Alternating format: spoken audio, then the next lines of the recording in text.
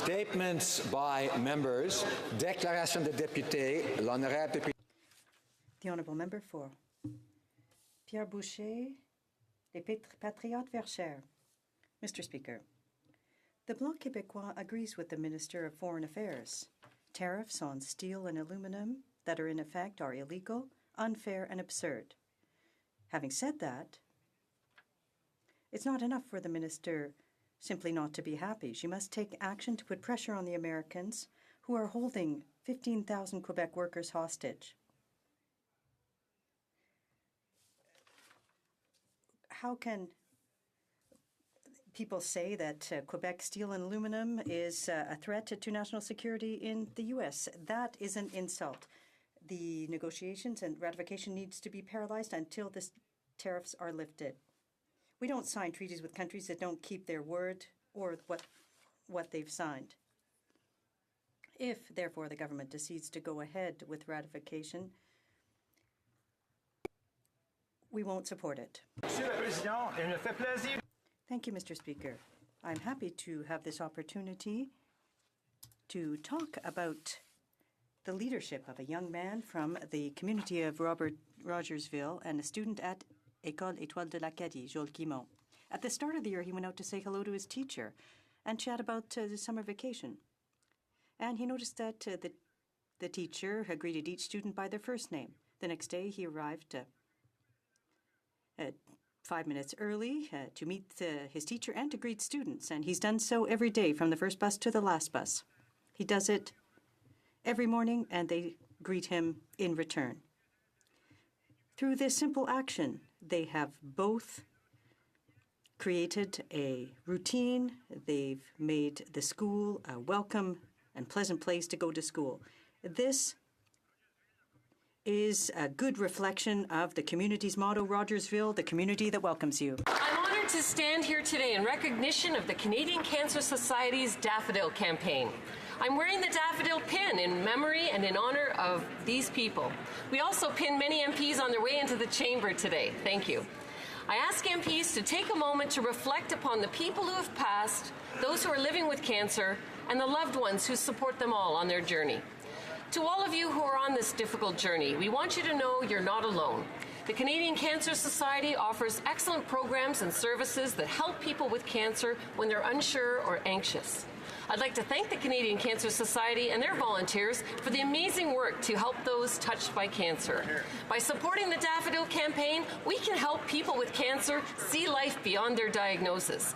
When you donate, you're helping these people live their lives more fully. I encourage MPs to wear the daffodil proudly and support the Daffodil campaign and Cancer Society volunteers in your own communities. Thank you. The Honourable Member for London North Centre. Mr. Speaker, last month I had the honour of meeting an extraordinary constituent, 9-year-old Greta Fleet, to discuss her concerns about the plight of the Ottawapiskat First Nation.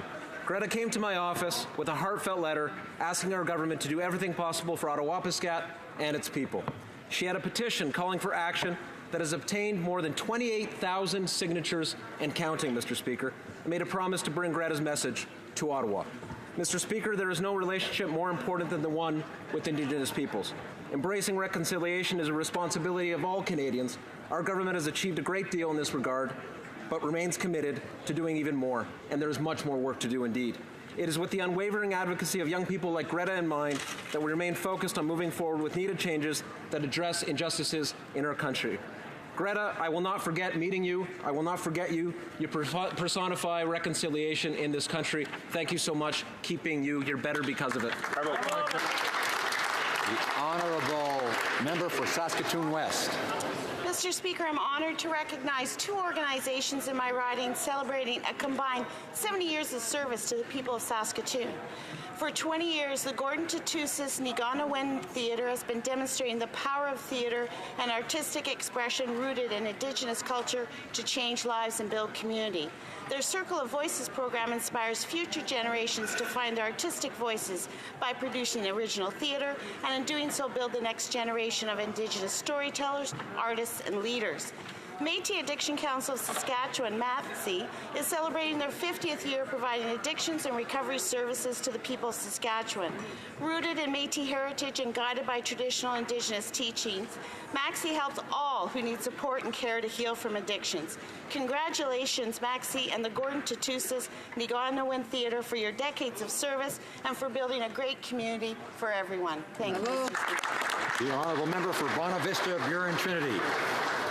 Mr. Speaker, I rise today to highlight Oral Health Month, and this week, April 6th to the 12th, is National Dental Hygienist Week. This week focuses on oral health for total health and how proper care of our teeth, gums, and mouth can lead to better physical and mental well-being. Recognizing the importance of good oral health is important for the health of all Canadians. In Canada, we have nearly 30,000 dental hygienists that provide an array of services to ensure Canadians receive proper dental care. Many Canadians, especially seniors, benefit significantly from the work of dental hygienists, whether it's teeth cleaning and polishing, taking x-rays, or assisting in the care of one's dentures. Dental hygienists play a critical role. Mr. Speaker, I want to say thank you to the nearly 30,000 dental hygienists across the country who are supporting Canadians and helping them lead healthier and happier lives. The Honourable Member for Barrie Springwater, Oro-Medonte. Mr. Speaker, I rise in the House today to recognize para-athlete Alex Massey from Barrie. In 2011, Massey's leg was amputated, a tragedy that he's turning to triumph. Massey has represented Canada for 5 years as a competitor on the World Cup circuit and a member of the national para-snowboard team. But Sports Canada has been repealing his funding while Massey has been shattering the competition. With support from his family, he has fought through his fears of lost funding.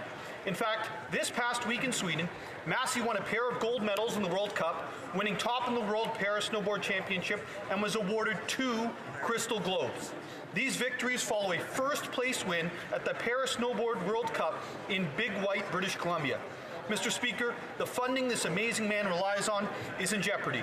This young man who's done his country and his city proud, Canada should be championing him while he wins championships for Canada. Thank you, Mr. Speaker. The Honourable Member for Ottawa West Nepean. Mr. Speaker, this year Canada and Kosovo celebrate multiple anniversaries together. As we've just celebrated the 70th anniversary of NATO, it is worth remembering that 20 years ago we started the most successful humanitarian intervention of NATO, where Canada had a crucial role, among other allies, to liberate and stop ethnic cleansing in Kosovo. It was Canadian foreign policy based in human security, and it paved the way for the responsibility to protect. 20 years ago, we opened the doors and airlifted 7,000 Kosovo Albanian refugees. Today, they are an integral part of our Canadian society. On April 7th, we celebrated a decade of diplomatic relations with Kosovo. As chair of the Canada-Kosovo Parliamentary Friendship Group, I would like to extend my best wishes to our Kosovar friends and commend the role of the Embassy of Kosovo for their dynamic efforts to strengthen our diplomatic relations. Thank you, Mr. Speaker. The Honourable Member for Burnaby North, Seymour. Mr. Speaker, on April 5th, 1917, women's suffrage was won in British Columbia. 1 century later, Equal Voice started the Their Daughters of the Vote initiative to celebrate the 100th anniversary of women's full participation in federal politics. We extended a warm welcome to Bella Ung, who represented my riding of Burnaby North Seymour as this year's delegate for Daughters of the Vote. Born in Myanmar and a student of Simon Fraser University, Bella is committed to the decolonization of academia. As a master's student, her research is focused on the electoral representation of minority women in Canada, resettlement of newcomers to our community, and women's rights movements right around the globe. We have come a long way since suffrage in 1917, but we still have a long way to go. Bella is an inspiration to women and girls everywhere, and we need more people like her to join us in this House. Thank you, Mr. Speaker. The Honourable Member for Souris, Moose Mountain. Mr. Speaker, farmers are sick and tired of this government's weak leadership when it comes to the Canada-China canola crisis. 43,000 farmers across Canada see 12.3 million acres of canola each year, which has a $26.7 million economic impact. And the canola industry employs 250,000 Canadians. When it comes to food safety, Canada has the best quality control system in the world, with CFIA monitoring as well as a strong regulatory process. We know that the allegations from China against Canada's canola are both false and baseless. After holding canola all winter, farmers' bins are full.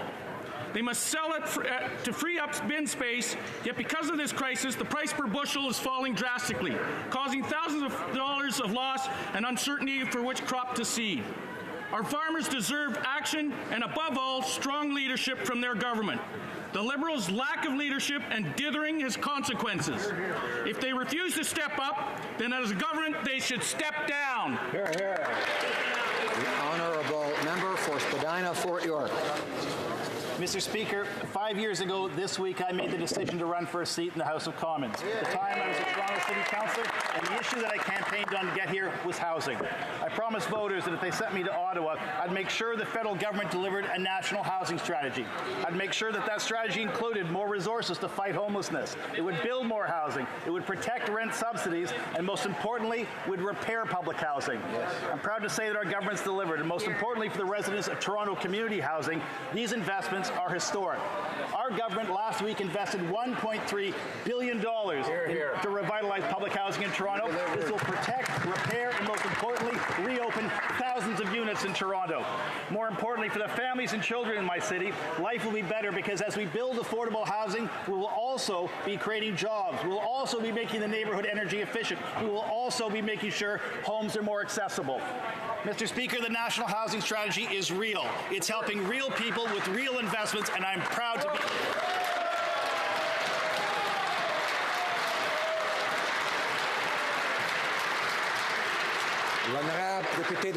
The Honourable Member for Shefford. Mr. Speaker, today we have the pleasure of welcoming students from Verbe Divin Secondary School in Granbury to Parliament Hill as part of a school trip to the national capital. Their activity will help them learn more about Canada's system of governance.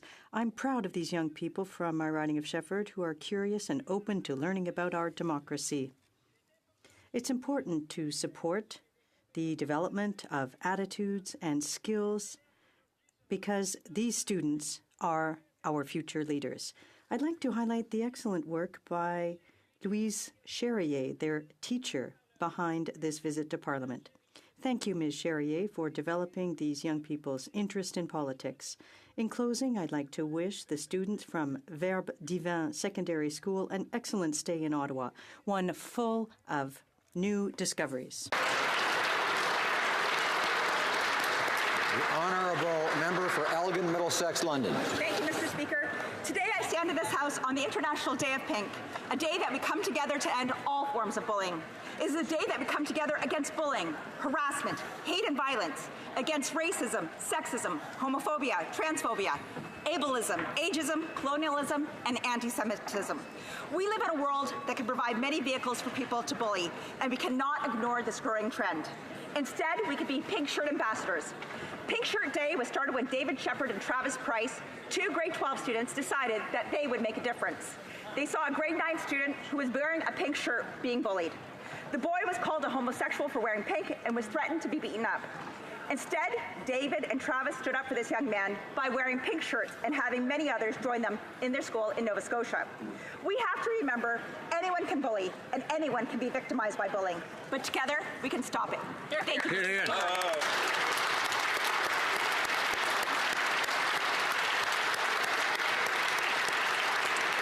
The honourable member for Hastings, Lennox and Addington. Mr. Speaker, I rise today to mark Canadian Cancer Society's Daffodil Campaign. Since the late 1940s, the Canadian Cancer Society has been funding research. Today, the organization has grown to the largest national charitable funder of research and accounts for more than a third of the country's overall charitable investment in cancer research. The charity also offers programs and services that help people with cancer and their families when they're unsure or anxious. I would like to recognize the wonderful volunteers of the Canadian Cancer Society who raise funds to support research. My thoughts are with so many Canadians, too many Canadians. who live with this disease every day, as well as their families and loved ones. By supporting the Daffodil Campaign, we can help people with cancer see life beyond their diagnosis. When you donate, you're helping these people live lives more fully. So I encourage everyone to wear your daffodil pins with pride this month. Thank you, Mr. Speaker. The honourable member for Edmonton Strathcona. Mr. Speaker, today in a show of support for Anti-Bullying Day, I've joined many of you wearing pink. But I wish to respectfully suggest wearing pink is just not enough. As elected representatives, we can and must do more. Yesterday, I was informed of hateful social media posts intended to demean and bully many of the young Edmontonians who participated in the recent Daughters of the Vote program. I now learn many more delegates are suffering similar levels of harassment. Appallingly, some posts criticize the spending of tax dollars to send Muslim, Indigenous, and Black delegates to Ottawa. These posts are frankly vicious and racist. Some are attacked simply because they dared to call for greater action to address Islamophobia and racism. It was suggested these young women could simply delete the pictures and bios or Facebook pages to make them less visible. This is wrong. We must demand deeper action against this much wider group spewing abuse through social media. We should all congratulate these young Canadians who continue to bravely speak truth to power. The honourable member for Edmonton Riverbend. Mr. Speaker, the Liberals continue to show how out of touch they are with the struggles of average Canadians. Earlier this week, they proudly gave $12 million to Loblaws. That's the same company that owned by one of the richest families in Canada, the same company that earned $3 billion in revenue last year alone, and the same company caught in the inflating prices of bread in the ultimate act of corporate greed. This $12 million for new refrigeration units that are more environmentally sound, but Mr. Speaker, I personally know of several not-for-profit groups and charities in my community and many other communities across Canada that will be better served by that $12 million. Under this government, many small business owners are struggling to make ends meet. Instead of helping by reducing the tax rate, this government is ignoring their concerns. When we have a Conservative government, Mr. Speaker, we will work to make life more affordable for all Canadians instead of giving taxpayer dollars to millionaires. The honourable member for Central Nova. When I see my neighbours pushed to the margins of society because they don't fit the mold, I know it's incumbent upon me to stand up against bullying. Today marks the International Day of Pink, a day against homophobia, transphobia, and all forms of bullying. This occasion began after two high school students from Nova Scotia, David Shepard and Travis Price, saw a gay student wearing a pink shirt being bullied in school. They intervened and a few days later wore pink shirts themselves to show their solidarity. It's 2019 and countries around the world are still passing laws that allow punishment of homosexuality by stoning, and nightclubs are no longer a safe place to dance with a loved one. I don't need to look any further than my own community in New Glasgow, where Scott Jones was tragically attacked simply for being gay. There is no place in our society for hatred against people based on the color of their skin, their country of origin, the God they pray to, or the person that they love. Hating people for things that they cannot change is the mark of intolerance, and refusing to acknowledge that diversity of humanity is what makes life interesting is a sign of ignorance. Let's take a standing against bullying, Mr. Speaker, because in the end, we're responsible not only for our actions, but the times we saw an injustice and chose to stand silent.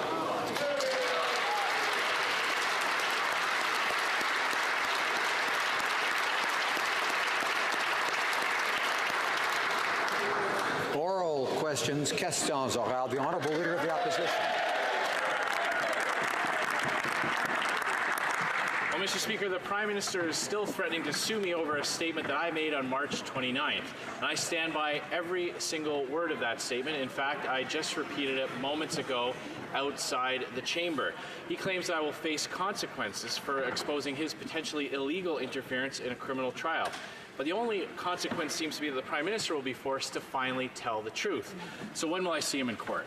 The Honourable Prime Minister. On misleading Canadians. It shows that they're still following Stephen Harper's playbook. We put him on notice because he and his party have a history of making false and defamatory statements. That's what he did in December against the Minister of Innovation. He was forced to swallow his words, his false words, and retract his statements. We won't stand by while he continues to mislead Canadians. Honourable Leader of the Opposition. The Prime Minister asked his lawyers to send me a letter where he threatened to take me to court if I didn't retract what I said on March 29th.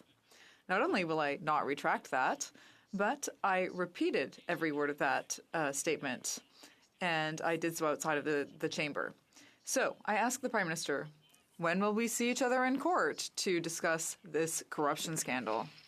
The Right Honourable Prime Minister. The opposition continues to mislead Canadians. This shows that they are still following the same way of doing things as under Stephen Harper. We put them on notice because he and his party have a history of making false and defamatory statements. He will have to withdraw what he said, and that's what he had to do in December when he had to swallow those false words and withdraw his statement against the Minister of Innovation. We will not stand idly by while he continues to mislead Canadians. The Honourable Leader of the Opposition. The Minister seems to be missing an important fact here. It's that I'm not withdrawing my remarks. In fact, I'm standing by them, and I repeated them outside of the House of Commons. So once again, if the Prime Minister is so sure of his case, will he commence court proceedings so that Canadians can finally hear the truth about this scandal? Honourable Prime Minister. Mr. Speaker, Conservatives continue to mislead Canadians, and Canadians deserve better. On Monday, the Conservative leader refused to denounce white supremacists in this House.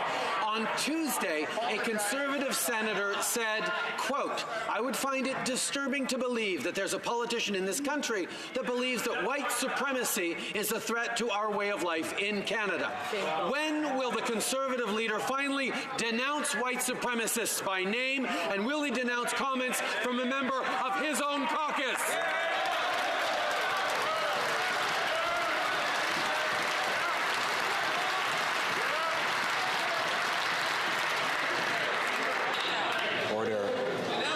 Order.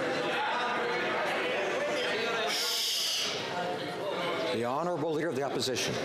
Your typical Liberal smear tactics.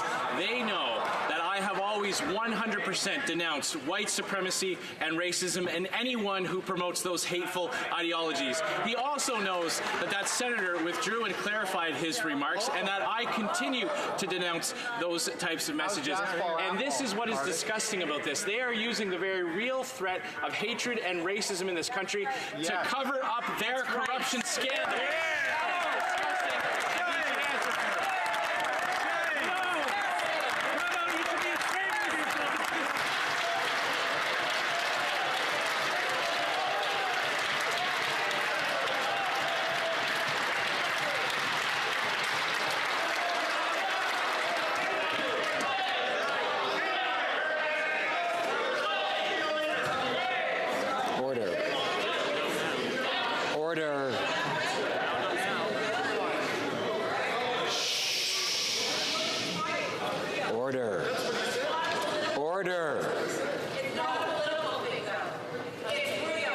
The Honourable Member for Whitby will come to order, please.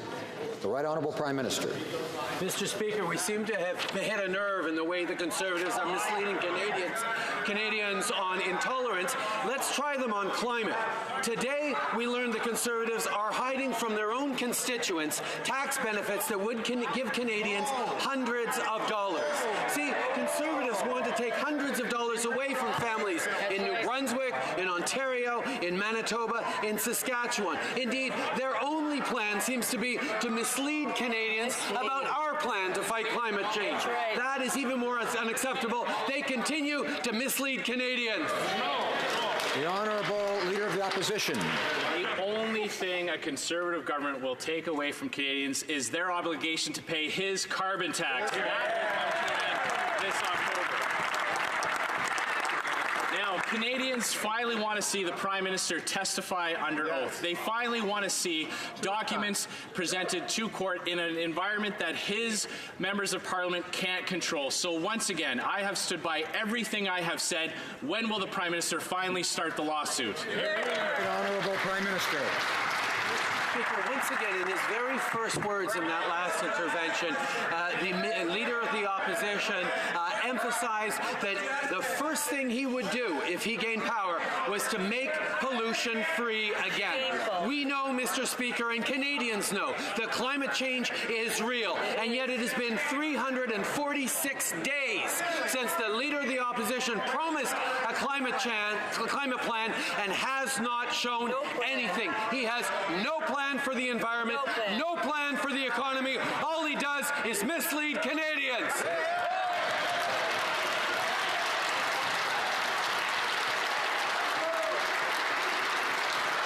Order. The honourable member for Burnaby South.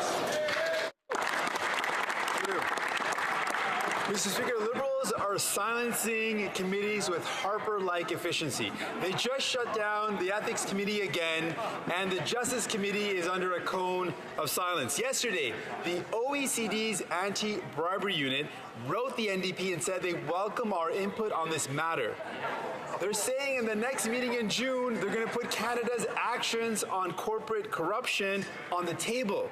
Now, with no comprehensive investigation on its way and our reputation at stake, why won't this Prime Minister launch a public inquiry? Hear, hear. Honourable Prime Minister. Mr. Speaker, I'm happy to explain to the member opposite that parliamentary committees are masters of their own decisions, and that is a principle in this Parliament that all parties should take very seriously. We thank the Justice Committee for its work, for the 10 hours of testimony they heard, and indeed, we were pleased to give an unprecedented waiver to allow individuals to fully share their perspective on the matter at hand.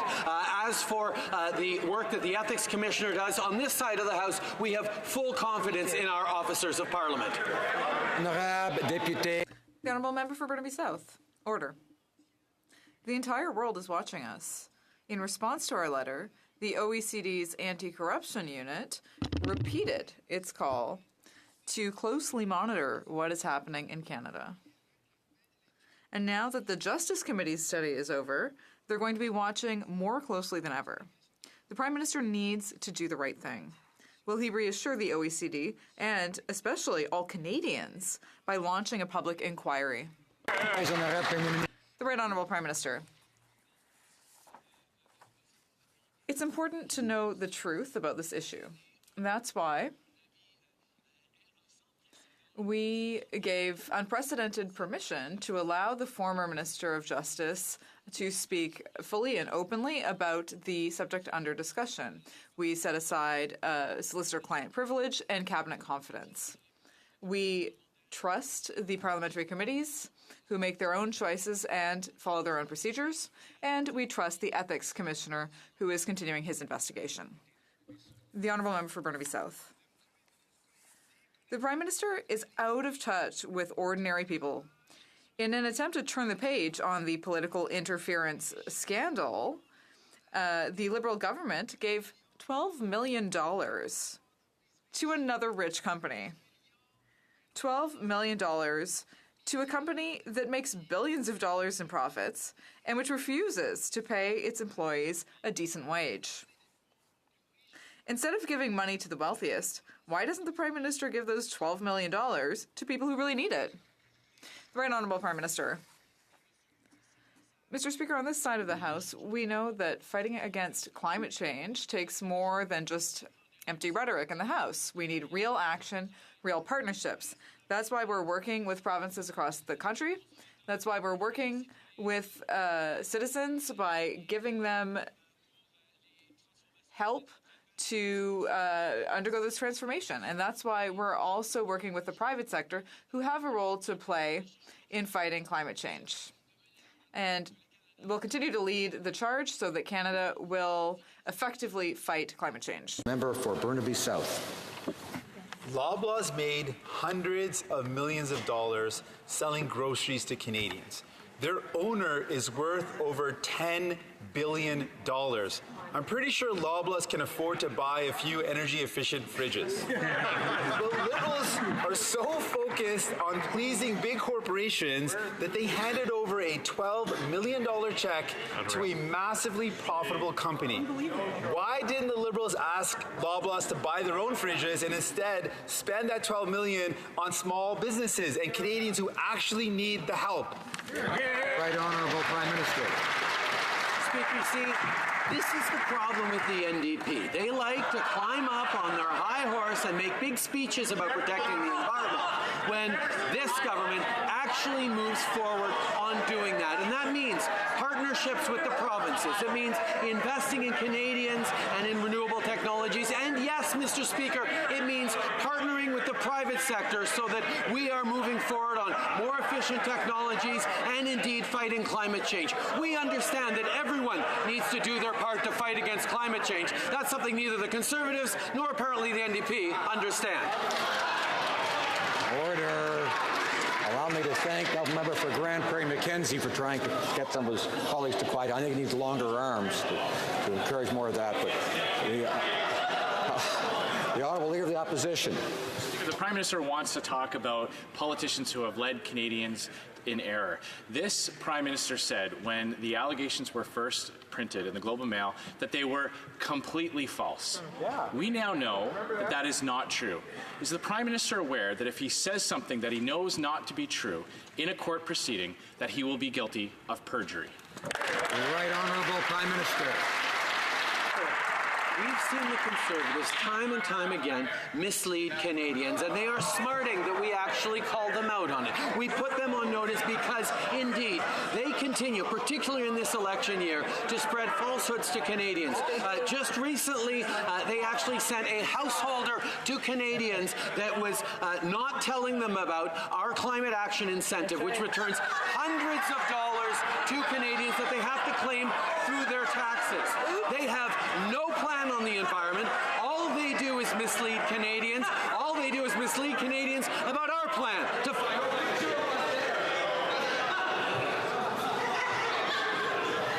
Order.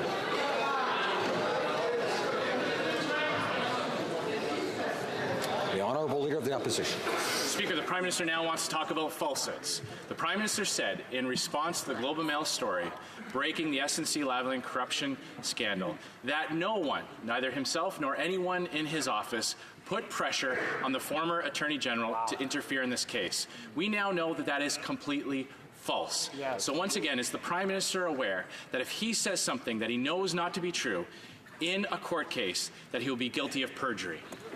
Right Honourable Prime Minister. I think what Canadians are remarking upon is the fact that the Conservatives actually don't want to talk about anything that actually matters to Canadians in their day-to-day lives. Canadians are worried about the threat of climate change and the impact on their kids, and Conservatives have no plan, are misleading people about our plan, and don't want to talk about it, and they try to change the subject. What's worse, they have no plan for the economy. They continue to want to lower taxes on the wealthiest Canadians, when what we know is to invest in the middle class is to grow the economy. No plan on the economy, no plan on the environment. Order.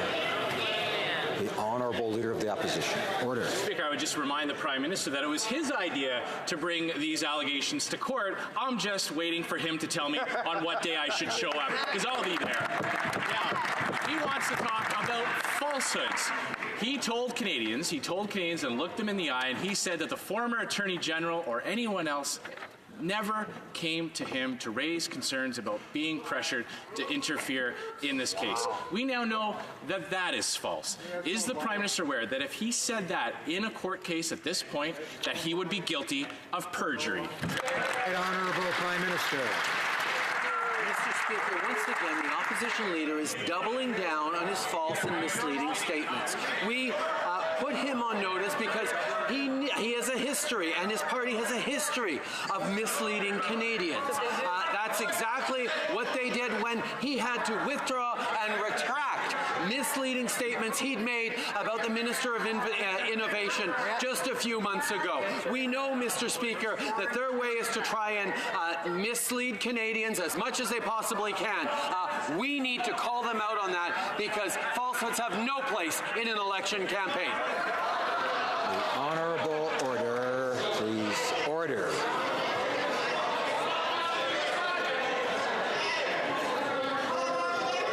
Order.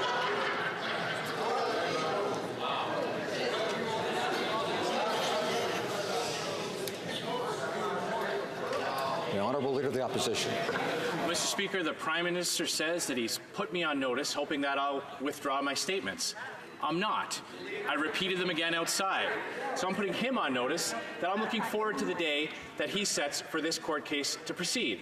But when it comes to falsehoods, Mr. Speaker, the Prime Minister stated that his excuse for interfering in this court case was because of jobs. We now know that that isn't true either. So once again, is the Prime Minister aware of the criminal penalties for committing perjury in a court case? Right, Honourable Prime Minister. Speaker, I can understand the member opposite's frustration. His economic plan is in shambles. After 10 years of the lowest growth rate since the Great Depression under Stephen Harper, we turned that around with an approach that invests in Canadians, and therefore Canadians created over 900,000 new jobs over the past 3 years. We've seen the lowest unemployment in 40 years. Our plan is working, and yes, Mr. Speaker, we will always fight for jobs, and we will never apologize for fighting for jobs.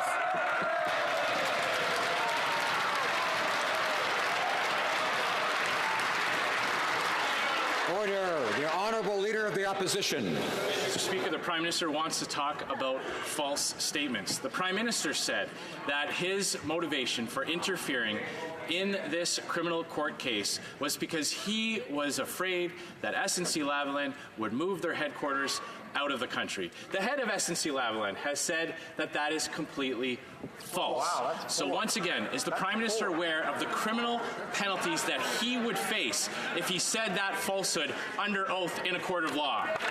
Honourable Prime Minister.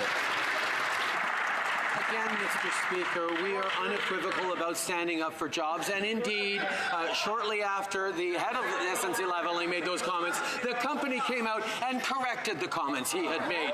We have been consistent in standing up for jobs. We will continue to defend workers right across the country, whether it's our steel and aluminum workers, whether it's our forestry workers, whether it's in manufacturing.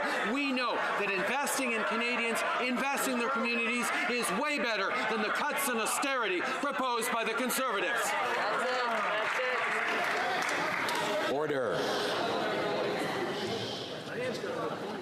The Honourable Leader of the Opposition.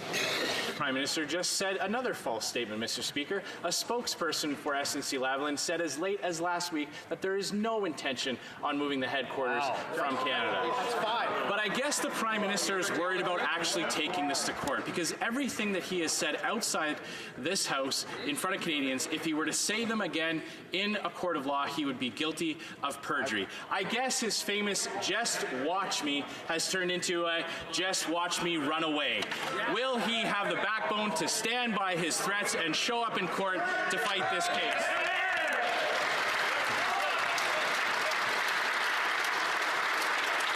Right Honourable Prime Minister. Mr. Speaker, what we have here is a Conservative Party flailing and floundering, trying to change the subject away from what matters to Canadians. They have no plan to fight climate change, no plan on the economy, and quite frankly, have continued to demonstrate, despite the rejection they got from Canadians in 2015, they still don't understand that the economy and the environment need to go together. And to build a stronger economy, you have to take action on fighting climate change. They fail to understand that, and therefore, they're looking for anything else to talk about. Order. All members, including former chair occupants, should have a good understanding of the responsibility of each member to uphold dignity and decorum in this House. It's a responsibility we all share, and no one individual can do it alone. It requires all members. The Honourable Member for Essex. Mr. Speaker, Speaker, the Prime Minister's interference scandal is capturing attention from the international community, but not the kind that Canadians are proud of. Liberals have shut down debate in 2 committees with their majority. The Ethics Commissioner has a very limited role, and now the world is watching and Canadians want the truth.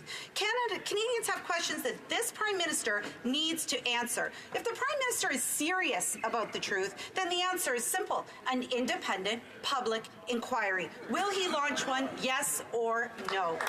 Right Honourable Prime Minister. Mr. Speaker, as we've said, we have tremendous confidence in the committees of Parliament to do their work, and we're pleased that the Justice Committee heard over 10 hours of testimony over many, many weeks that was facilitated by the fact that we gave an unprecedented waiver to allow for testimony that put aside both the attorney-client privilege and cabinet confidentiality, because it's important that Canadians see what went on here, and that's exactly what they did. We continue to trust the Ethics Commissioner in the work that he does.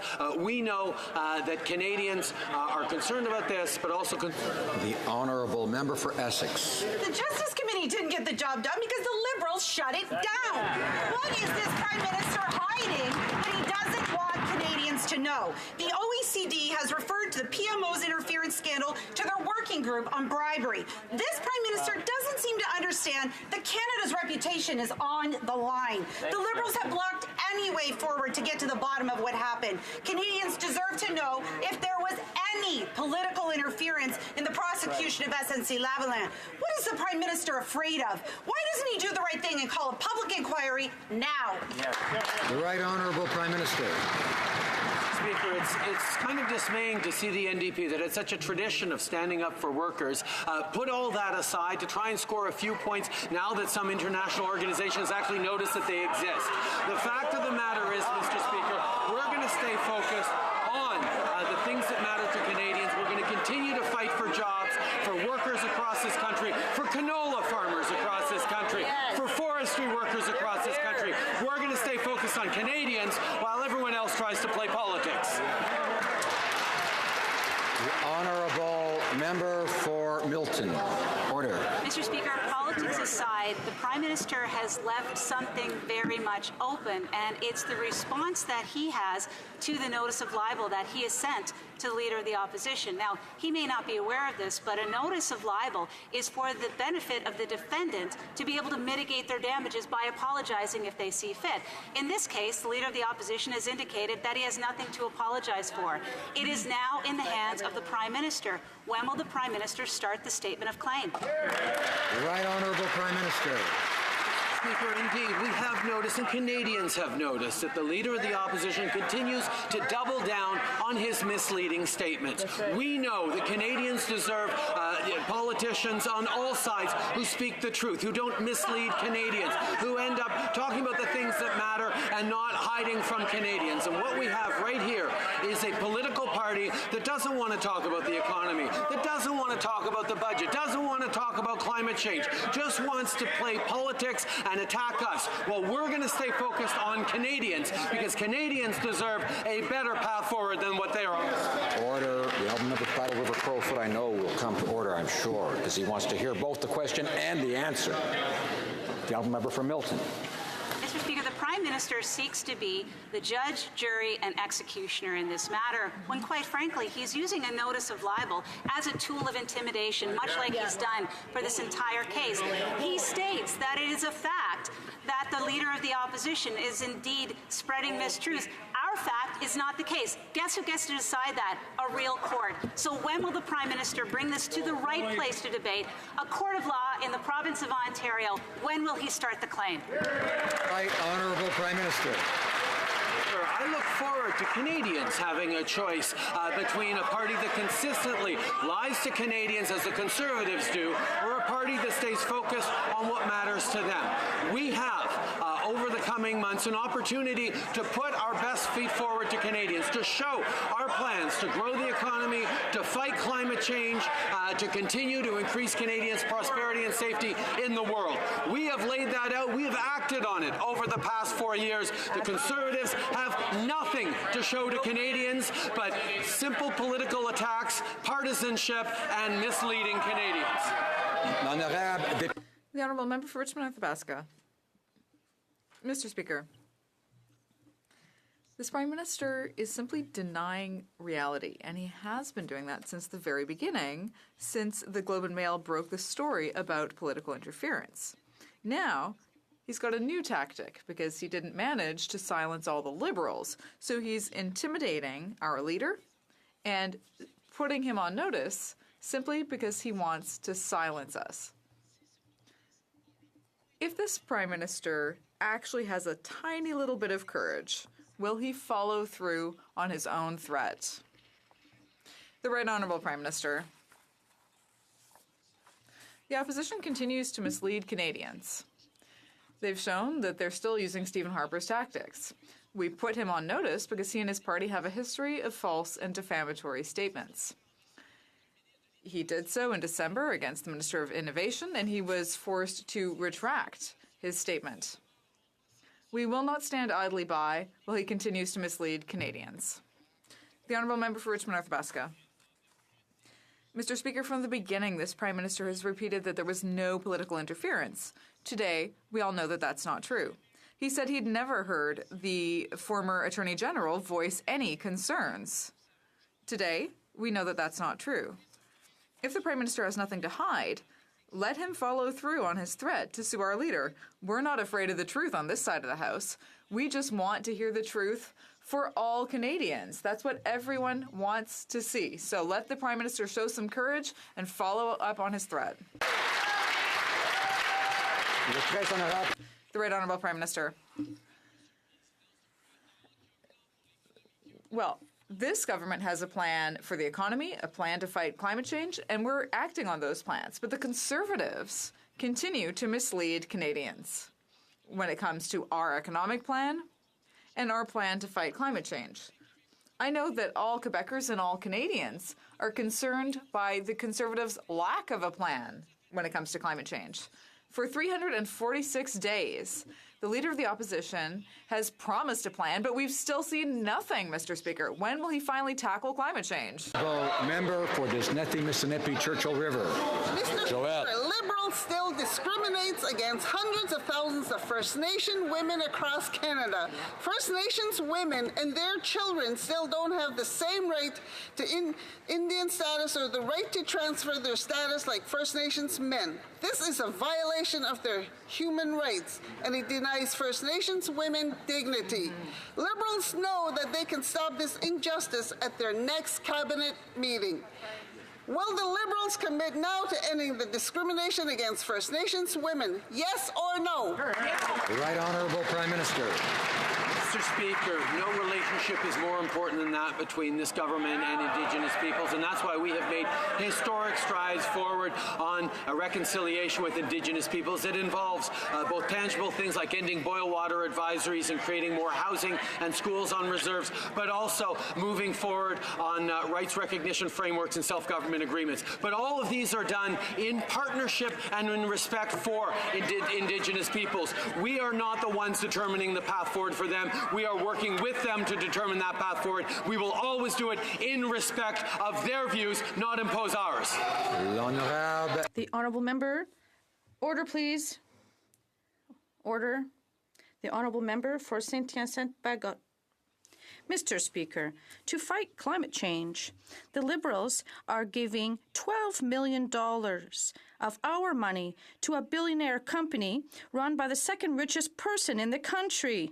Yet, there are independent marketers and grocers that are fighting to survive and to become greener, but they don't receive any government aid. The Liberals have chosen to help billionaires rather than making life more affordable for families or fighting climate change for real for future generations. What is the Liberals' priority? The Right Honourable Prime Minister. On this side of the House, we understand that the fight against climate change can take many avenues. Yes, the government has to do a lot, and citizens also have to do their share, as does the private sector. We have programs to encourage them to fight climate change, and they are open to the private sector across the country. That is what we're going to continue to do, and we're working together to fight climate change rather than just putting out nice words and not changing anything. Mr. Speaker, many Canadians have been frustrated by the restrictions on the transportation of Canadian beer, wine and spirits between provinces and territories. In St. Catharines and across Niagara region, there are many small and medium-sized businesses that, because of barriers to trade within Canada, can't sell their product to other provinces. Can the Prime Minister please update this House on what our government is doing to eliminate the federal barriers to the trade of alcohol within Canada in order to make it easier for businesses to grow and succeed? Right Honourable Prime Minister. To thank the member from St. Catharines for his hard work.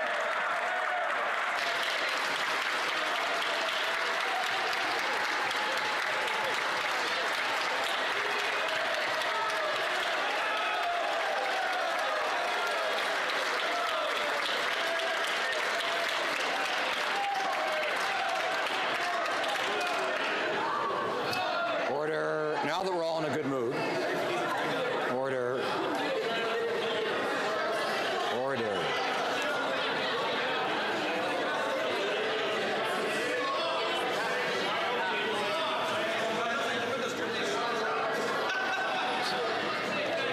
Order. The Right Honourable Prime Minister has the floor. Thank the member from St. Catharines for his question and his hard work. And I highlight that for 10 years, Stephen Harper was unable to do what we just did in Budget 2019.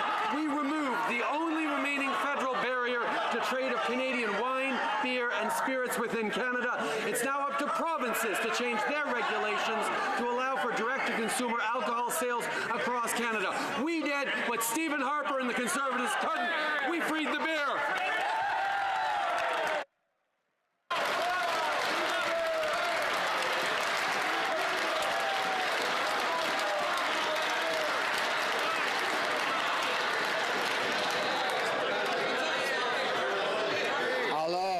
Order. The honourable member for Louis Saint Laurent. We all remember, sadly, that the Liberal government and the Prime Minister took away the tax credit for public transportation, and this was not only stupid, but let's talk about who are really the wealthiest Canadians. Loblaws is a company that made more than $3 billion in profits last year, and they've now announced $12 million to buy fridges for them. Wow. $3 billion on one hand and $12 million on the other. This doesn't make sense. How come the Liberals are taking money from the pockets of Canadians and giving it to those who don't need it? The Honourable Prime Minister. I understand that the member would like to talk about our investment in public transportation. We've made historical investment of more than $28 billion across the country. It allows Canadians to spend more time with their families. More than 7,000 new buses were purchased or renovated. Also, bus shelters were purchased, and we're working in cooperation with our partners, including the Canadian Federation of Municipalities. And we're going to continue to invest in our communities because it creates economic growth and opportunities for Canadians. Member for Calgary-Nose Hill. I can understand why the Prime Minister didn't want to answer that question, because this is really about the Prime Minister's motives. It's not just that. It's the illegal taxpayer-funded vacation that he took while he was raising taxes on people who can't think about affording their own vacation right now. It's the fact that he punished two strong women for doing the right thing while he moved hell and high water to protect his buddies at SNC-Lavalin from facing a day in court. Shame on him. Why does everything that this Prime Minister do benefit him and hurt the people that we're supposed to serve? Honourable Prime Minister. Mr. Speaker, speaking of misleading Canadians, the very first thing we did was lower taxes on the middle class and raise taxes on the wealthiest 1%. We then delivered a Canada Child Benefit that lifted 300,000 kids out of poverty. Both of those measures the Conservatives voted against. And how's our economy doing? One of the best growths in the G7, the lowest unemployment rate in 40 years, and Canadians have created over 900,000 new jobs. No wonder the Conservatives can only sling mud instead of talking about any plan for growing the economy, because they have none.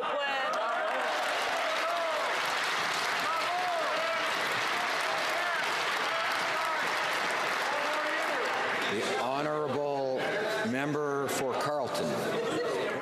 Section 121 of the Criminal Code makes it an offense for any government employee to accept a benefit from someone who has business with the government. That's why it was so strange that several years after the Prime Minister accepted over $200,000 of gifts from someone seeking a government grant in the form of his famous island vacation, there's still been no charges laid. Now we know that the Prime Minister implicated the RCMP in planning that very offense. How many times has he discussed that with the police force since he went on that vacation? Right Honourable Prime Minister. Speaker, the RCMP works diligently to meet its responsibilities under the Access to Information Act and Privacy Act and to be transparent with Canadians. We respect their independence and, as always, will not discuss security-related matters. The honourable member for Carleton. I'm not asking about a security-related matter. I'm asking about a potential offense under Section 121 of the Criminal Code. If a junior procurement officer had accepted a small vacation from someone seeking a government contract, he'd been fired the same day and probably been charged within a week. Yet the Prime Minister takes over $200,000 of illegal gifts from an individual seeking a government grant, and there are no criminal consequences. Has he discussed this case with the RCMP since he last took that vacation? Yes or no? The Right Honourable Prime Minister. Speaker, Groundhog Day is February 2nd. We are a long way past that, and yet the Conservatives seem to be desperate to reach back into any old thing they can to avoid talking about the fact that they have no plan for the economy. They have no plan to fight climate change. They have no plan to continue to grow an economy that works for Canadians in a way that is inclusive and positive. These are the things that we have been working on over the past 4 years, and it's working for Canadians. So all they can do is try to sling mud and bring up old issues that, quite frankly, is not what Canadians care about. The honourable member order for Esquimalt, Saanich, Sooke. Mr. Speaker, for more than a year, the government has been saying that Canada is meeting at the UN's request for assistance in Mali with a SMART pledge ending August 1st. Now we've learned that the UN has actually requested that Canada extend our excellent and important medevac mission to September 15th. This would avoid a reduction in UN stabilization operations in Mali and the potential loss of lives resulting from the gap in medevac services before Romania takes over. Otherwise, both the stability of Mali and people's lives will be at risk. Will the Prime Minister now agree to extend Canada's Mali mission as requested by the UN? Right Honourable Prime Minister. Speaker, I had the honour of visiting our troops in Mali around Christmas time, and I have to say, we can all be incredibly proud of the work they are doing, not just at keeping their allies safe through medevacs, but actually leading the way on innovative approaches to medevac that is transforming not just the way peace operations are run around the world, but indeed the way militaries, allied militaries around the world look at medevacs and helping. That is something that Canada is leading on. There are always going to be gaps there was a gap between Germany and us taking over. There's going to be a gap before Romania, but we are working with our allies. The Honourable Member for Trois-Rivières. Mr. Speaker, for months, the crossing between Matane and Côte-Nord has been a real nightmare for users and for the economy of the Lower St. Lawrence, Gaspésie and Côte-Nord. Worse still, this crossing has been found dangerous for Quebecers. After the recent accident involving the Apollo ferry, a TSB inspector has deemed the ship to be unsafe, even though it was certified by Transport Canada. Can the Prime Minister explain how Transport Canada could have certified a ferry that the TSB has deemed unsafe for navigation? The Right Honourable Prime Minister. The responsibility of any government is to ensure the safety of its people, and we're going to ensure that Transport Canada does take its full responsibility very seriously, and we're always going to make sure that Canadians are safe when they use ferries, and we're going to continue to do so. And I will follow up with this issue, the question asked by my honourable colleague, the Honourable Member for Lévis-Lotbinière. Canadians all remember the Prime Minister's controversial taxpayer-funded trip. We know that he'd started planning his vacation 9 months before leaving for Aga Khan's Island. And while they were preparing for his dream trip, no one seems to have noticed the fact that he was going to be breaking the law. Mr. Speaker, there's a pattern here. But this Prime Minister has become used to violating the law since 2015.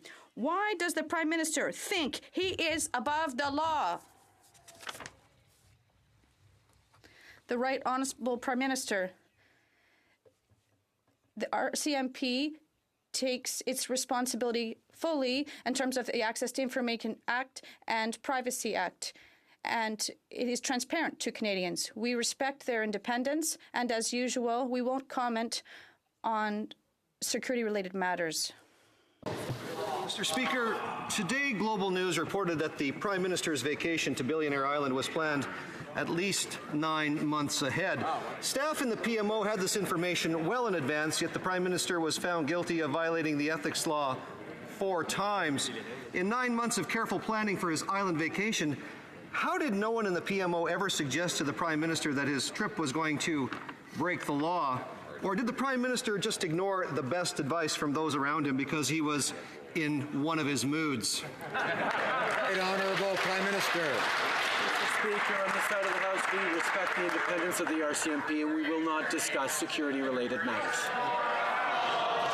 The other member for Thornhill. So we learned from an access to information request the government's been sitting on for years that senior officials in the RCMP were planning the Prime Minister's Billionaire Island vacation at least 9 months before his flagrant violation of the Conflict of Interest Act. 2 of his top advisors then have since resigned under the cloud of the current scandal.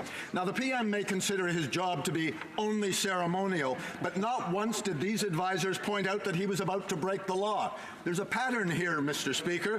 Why do the PM and his acolytes believe he is above the law? The Right Honourable Prime Minister.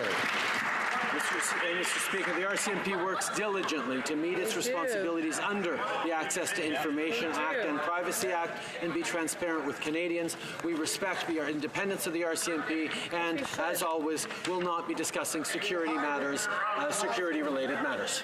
The Honourable Member for Brossard-Saint-Lambert.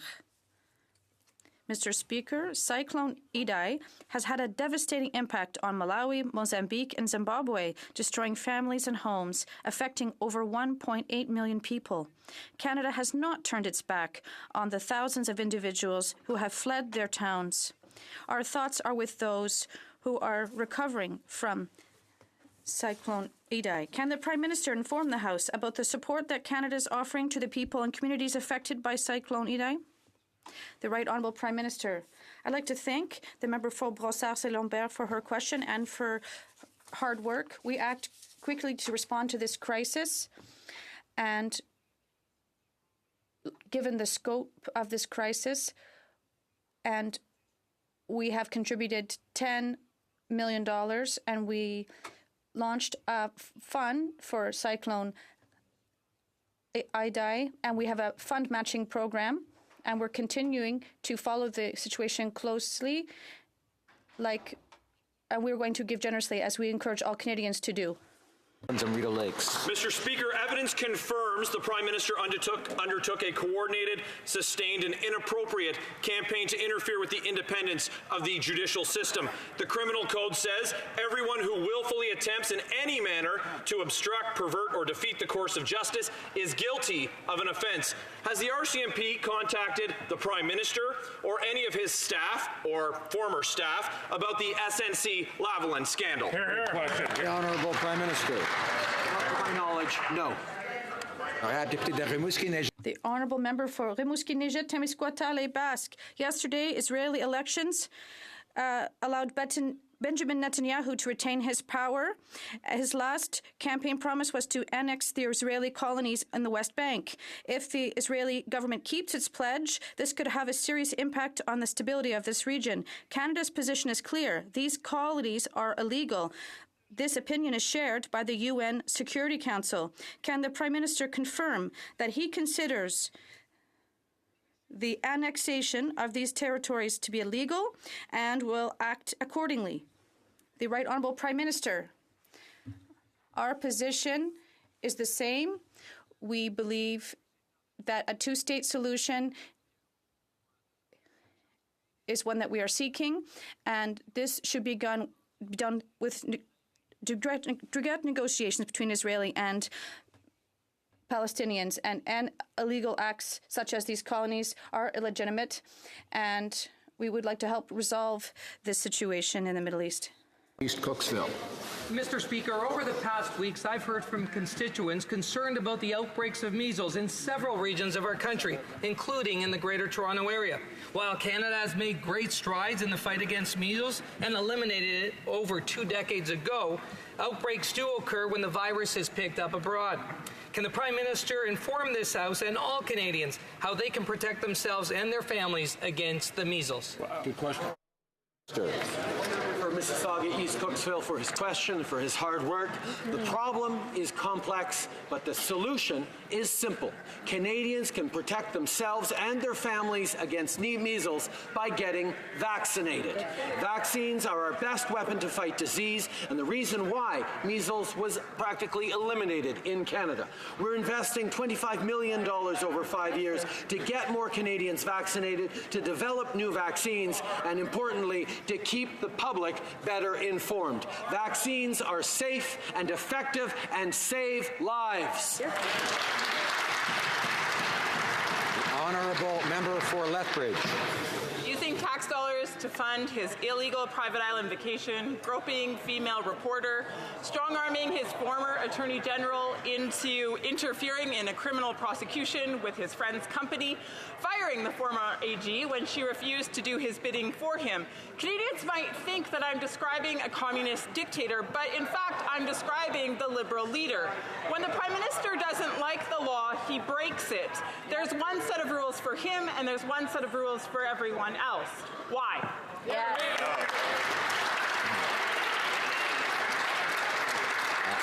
As I should have done earlier when the Prime Minister used the word lying, I asked the member to be judicious in her comments. Now, Right Honourable Prime Minister. Mr. Speaker, we will continue to stay focused on what matters to Canadians. We will always stand up for women's rights. We will always stand up unequivocally for women's reproductive rights, unlike the member opposite and her party. We will always be there to defend Canadians. We will always be there to push for gender equality. We will always be there to invest in the middle class and those working hard to join it. The members opposite can only sling mud because they have no plan for Canadians on the economy, no plan for Canadians on climate change, and all they can do is continue to mislead Canadians. The honourable member for Maïquagan. Mr. Speaker, the majority Quebec government has finally solved the government secularism issue, and if all goes as planned, the bill should be adopted by the summer. Unfortunately, what we've noticed is that the true opposition that we've seen to go against the desire of Quebecers is coming from this Liberal government. The Prime Minister, the member for Papineau in Quebec, can he commit to respecting the desire of Quebecers and not challenge this bill before the courts on this bill on government secularism and not support a court challenge? The Right Honourable Prime Minister. Mr. Speaker, in a free society, we should never legitimize discrimination, notably based on religion. And that's what I believe, and that's what this government believes. And we are going to be clearly steadfast in our belief that we have to defend the rights of all Canadians.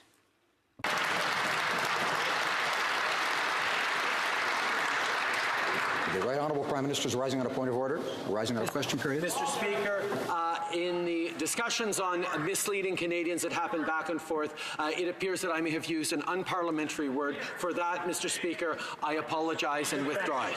I thank the Right Honourable Prime Minister for his apologies. The Honourable Member for Repentigny on a point of order. You will see that there is unanimous consent for the following motion, that this House denounce the remarks made by Mayor of Hampstead William Steinberg, who on April 5th equated Bill 29, the National Assembly Quebec's secularism bill, to ethnic cleansing. Does the honourable member have the unanimous consent of the House to move the motion? D'accord. La Chambre entend. Agreed. The House has heard the terms of the motion. Is it the pleasure of the House to adopt the motion? Is it the pleasure of the House to adopt the motion? C'est pas récemment unanime.